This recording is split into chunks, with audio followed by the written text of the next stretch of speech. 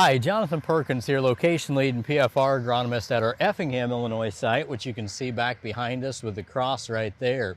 So what I'm doing out here today is a Herbicide Insight Day follow-up, and what I want to talk to you about is one of the systems that we had tested, one of the different structures that we had tested with the Enlist system, and we were looking at the Enlist post-emerge side of that.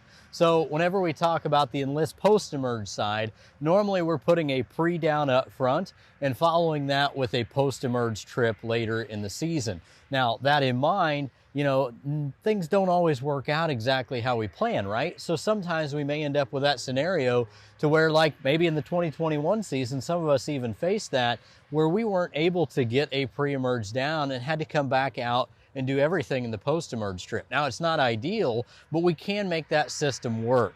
So I'm going to talk to you about some of those treatments that we had done in that and what the control was 14 days after treatment, which we talked about at our Herbicide Insight Days. So with that in mind, we can actually see right here, this is the poster from that. And what we talked about with this is the post-emerge control 14 days after treatment. The different treatments, as I mentioned before, we've got the Enlist One plus glyphosate, Enlist One plus Liberty, Enlist One plus Liberty and Clethodim in the tank with it.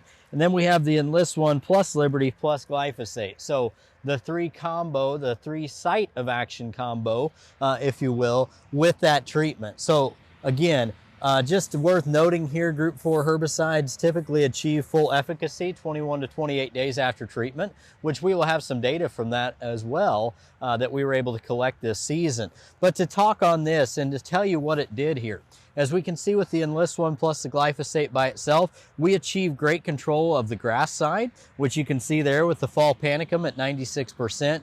But again, with waterhemp, you know, only 77% control there. Looking at the Liberty side of it, we almost flipped spectrum there. So with the Liberty side, we had 92% control of waterhemp, 77% control of the fall panicum there. Now, with that in mind too, what I'd like to bring up whenever we were out here that day was, what can you control easier? Usually it's going to be easier to control grass. So we want to make sure we control that Liberty side of it, the water hemp side with the Liberty there, and help out that out a little bit better, because we can always make a sequential application if we need to. Remember, in this case, we didn't apply a pre, so we didn't make that trip across the field.